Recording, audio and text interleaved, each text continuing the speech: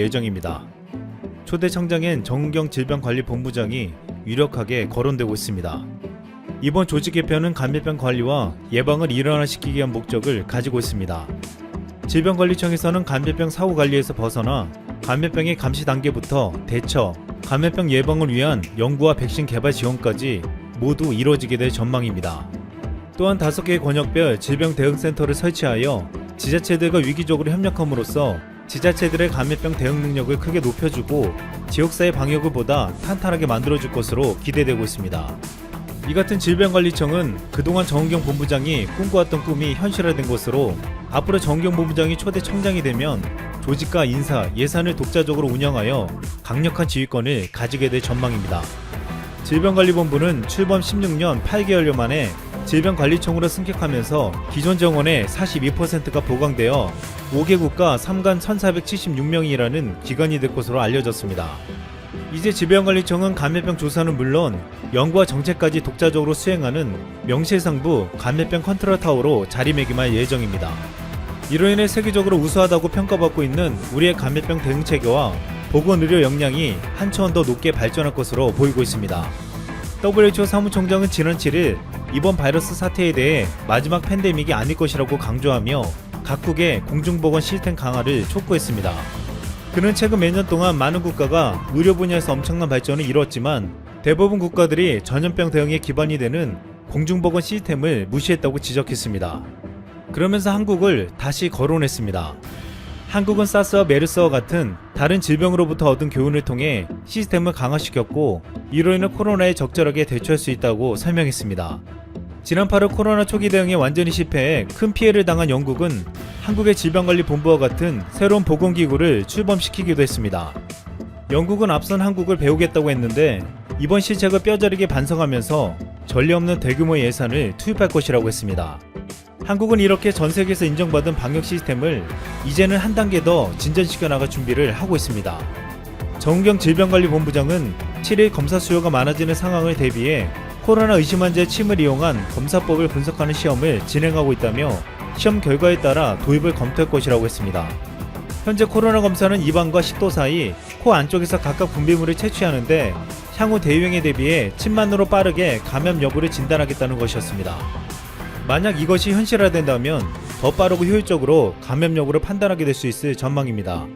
질병관리본부는 8일부터 독감 백신을 1,900만 명에게 무료로 접종하겠다고 밝힌 바 있었습니다.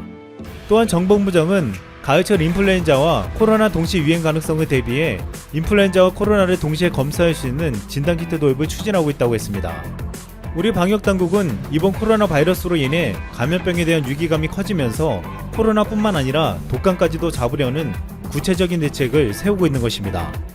국내에서는 코로나 2차 확산이 시작되면서 한때는 하루 2,000명까지 늘 수도 있다고 경고되었지만 최근 5일 연속 100명대를 유지하면서 점차 확산세는 감소하고 있습니다. 정은경 본부장은 5일째 100명대를 유지하고 있다며 확산세가 꺾인 양상이라고 설명했습니다. 하지만 지금은 전국에 숨어있는 조용한 전파를 찾아내는 것이 중요한 시점이라며 긴장을 늦춰서는 안 된다고 당부했습니다. 코로나가 재발되어도 대응 시스템을 갖췄다고 평가받은 바 있는 한국은 지금 최선을 다해 그 시스템을 작동시키고 있습니다. 최근 유럽은 2차 유행이 시작되며 스페인은 일주일 사이 5만 명 이상이 확진되고 프랑스는 최근 이틀 연속 8,000명을 넘어 9,000명에 육박해가고 있습니다. 영국에서도 지난 7일 3,000명이 넘게 나오며 다시 확산세가 시작되고 있습니다. 이들 국가에서 신규 확진자는 주로 여름 휴가를 즐기는 등 방역 수칙에 느슨한 젊은 층에서 나타나고 있는데 각국 정부는 또다시 전국적인 봉쇄 조치만큼은 피하기 위해 나이트클럽 폐쇄, 외출 제한, 마스크 착용 의무화 등 새로운 조치들을 강구하고 나섰습니다. 하지만 독일과 영국 등에서는 이런 조치들에 대한 대규모 시위가 일어나며 확산세를 잡기가 쉽지 않은 상황입니다. 우리도 최근 대규모 집회를 통해서 다시 재확산되고 있지만 우리 질병관리본부에 확실한 시스템이 없었다면 이들 국가처럼 다시 대규모 재확산을 피하기 힘들었을 것으로 보고 있습니다. 그런데 재확산이 일어나는 국가들과 반대로 코로나가 시작된 중국은 너무나도 조용한 상황입니다. 중국은 22일 동안 코로나 신규 확진자가 한 명도 나오지 않았다고 자신있게 보도했습니다.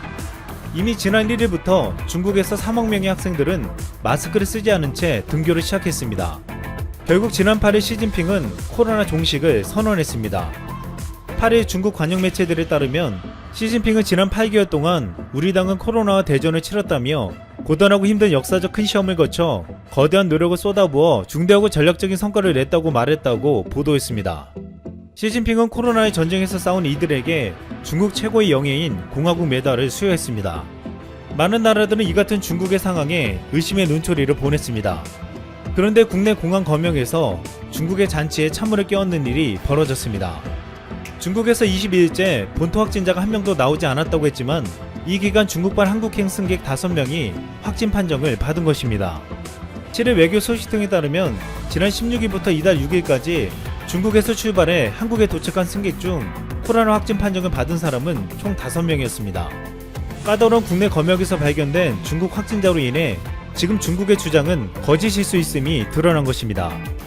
일각에서는 중국이 코로나 한 적 없다고 주장하는 것은 이미 백신 개발을 완성했기 때문이라고 말하고 있습니다. 최근 백신 개발을 둘러싼 각국의 경쟁이 치열한 가운데 중국이 가속도를 내고 있는 것으로 알려졌습니다. 중국에서 백신 개발에 가장 앞서 있는 시노백은 지난 7일 베이징 한 박람회에서 백신 제품을 공개했고 6일 임직원과 가족 약 3,000명에게 정부의 긴급 사용 승인에 따라 백신을 접종했다고 밝혔습니다. 시노백 대변인은 현재까지 부작용은 나타나지 않고 있으며 연말까지 당국의 승인을 받는 것을 목표로 하고 있다고 말했습니다. 또한 현재 시노백은 임상 3상을 진행하고 있으며 연간 4만 명분의 백신 생산을 목표로 하고 있다고 밝혔습니다. 중국은 이 백신은 현재까지 변이가 생긴 바이러스를 완전히 커버할 수 있다고 자랑했습니다. 러시아의 섣부른 백신 발표에 이어 미국의 트럼프와 중국까지도 올해 안에 백신이 가능하다고 큰소리치고 있지만 많은 전문가들은 백신의 효능과 안정성이 그렇게 빠르게 확인되기는 쉽지 않다고 말하고 있습니다. 또한 기대처럼 빠르게 개발된다고 해도 백신의 효능이 영원히 보장되는 것이 아니고 완벽한 효과를 기대하기는 어려울 수 있다고 경고하고 있습니다. 그러면서 자연스럽게 관심이 가는 곳은 치료제입니다. 한국은 백신 선두에선 국가들보다 백신 개발에 있어서는 뒤처지고 있지만 치료제에서는 놀라운 성과를 내며 가장 앞서고 있다는 말이 나오고 있습니다. 국내에서 코로나 치료제 선두그룹인 부강, 엔제캠, 대웅제약, 녹십자 4곳은 현재 이상 임상시험을 진행하고 있습니다. 이 중에 녹십자가 개발 중인 치료제는 혈장 분해 치료제로 완치저의 혈장을 대량 수집 후 분해 과정 등을 통해 혈장이 포함된 중화항체를 정제, 농축한 것입니다. 이것은 코로나 완치자로부터 치열한 회복기 혈장을 그대로 환자에 주입하는 수혈요법인 혈장 치료보다도 안정성이 높은 것으로 평가받고 있습니다. 서정진 세트리온 회장은 최근 늦어도 3상이 내년 5월 안에 끝나면 항체 치료제는 세계에서 가장 먼저 생산할 수 있는 능력을 갖춘다고 말했습니다. 서정진 회장은 만약 국내에서 치료제나 백신이 먼저 개발되지 않더라도 생산 시설이 잘 갖춰져 있기 때문에 물량 확보에 용이할 것으로 전망했습니다. 그는 세계에서 치료제와 백신을 개발 중인데 선두적으로 나오는 백신이 있다면 한국과 계약하지 않을 수 없다고 말했습니다.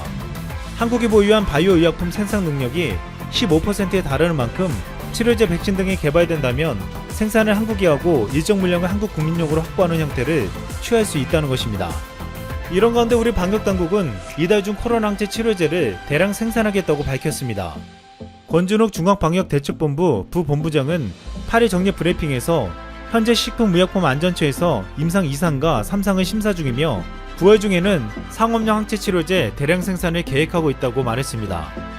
우리나라는 백신 개발에도 열을 올리고 있지만 현실적으로 지금 제일 필요하다는 치료제를 가장 빨리 내놓으며 코로나를 효과적으로 막아내려고 계획하고 있습니다. 다른 나라들이 백신을 제대로 검증하지 않고 내놓을 때 우리는 강력한 방역 시스템으로 코로나 전파를 막고 치료제로 환자들을 치료하면서 더 안전하고 강력한 백신을 만들어내겠다는 것이었습니다. 한국은 이제 10일부터 질병관리청을 통해 바이러스를 통제할 계획을 세우고 있습니다. 그동안 큰 힘이 됩니다. 결국 아베 정권은 조만간 후쿠시마 원전 방사능 오염수를 해양에 방출하기로 했습니다. 이제 아베 정권은 마구잡이로 밀어붙이기로 시작했습니다. 중도 사퇴 이후에 아베 내각에 대한 지지도도 70% 이상 올라가고 새로운 내각인 스가에 대한 지지도도 폭등하고 있는 상황이기 때문입니다. 지금처럼의 지지도라면 뭐든지 저질러도 된다는 자신감이 있는 것입니다. 국제환경단체 그린피스는 지난해 8월 일본 정부가 후쿠시마 원전 오염수 100만 톤을 태평양에 방류하면 1년 안에 한국에 동해는 오염이 될 것이다 라고 경고한 바 있습니다.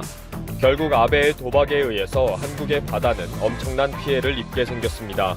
스가의 선거 기자회견과 가지야마 경제산업상의 인터뷰로 본격적인 방출 일정이 나왔습니다.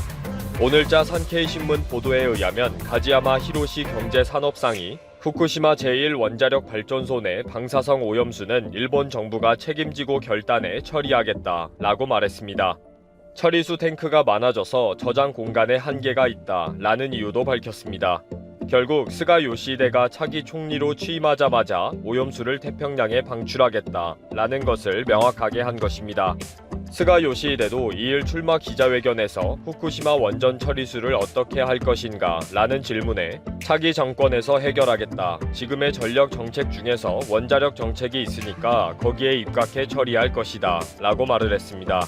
결과적으로 이미 아베나 스가나 가지야마나 모두 한 통속으로 후쿠시마 원전 오염수는 태평양에 갖다 부어버리자 라는 해결 방법에 일치단결하고 있다는 것입니다. 야후 재팬을 통해서 한국에서 이 뉴스가 보도되었다는 소식을 접한 일본 네티즌들은 오염수가 아니라 처리수이다. 한국이 태평양에 버리고 있는 오염수보다 10배 이상 깨끗한 처리수이다. 이제 그린피스는 한국에 고함을 치고 있다. 신경 쓰지 말아라. 등의 옹호 댓글을 신나게 달고 있습니다.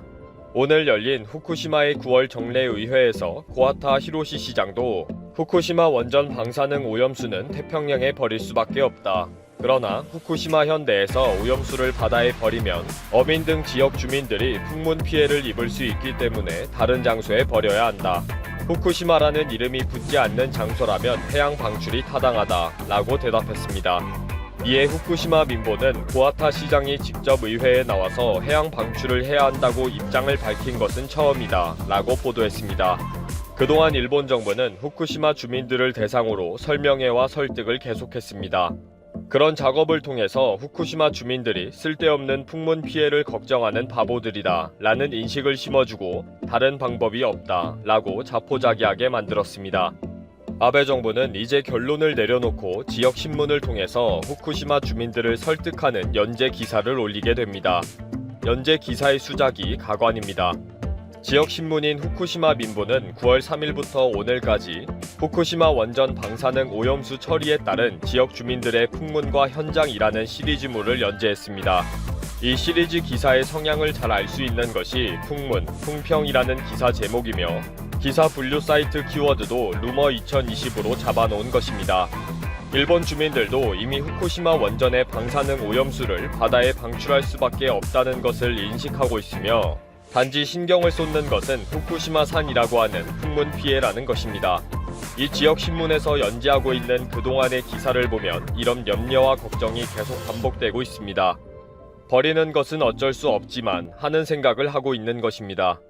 3일에 시작된 첫 번째 특집 기사에서는 풍문 피해가 생기면 그대로 당할 수밖에 없다. 극복해야 한다. 라는 자포자기를 하는 딸기 농장의 목소리를 보도했습니다.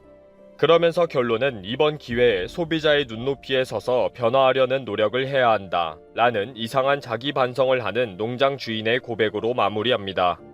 오염수를 바다에 버리는 것은 어쩔 수가 없으니까 더 노력해서 위기를 스스로 잘 극복하라는 부탁 같은 기사입니다. 6일에 실린 제2편은 지역 어민들의 고충을 듣는 내용인데 후쿠시마산 생선이라고 하면 판매가 되지 않는다는 하소연을 소개합니다. 그러면서 오염수의 해양 방출은 어쩔 수가 없다면 후쿠시마가 아닌 다른 지역에서 방출했으면 한다 라는 결론을 내렸습니다. 3편은 그동안 일본 정부와 지역 주민 간의 대화를 꾸준히 주선해온 전 고교 교사인 74세 야마자키 씨를 소개하는 내용입니다.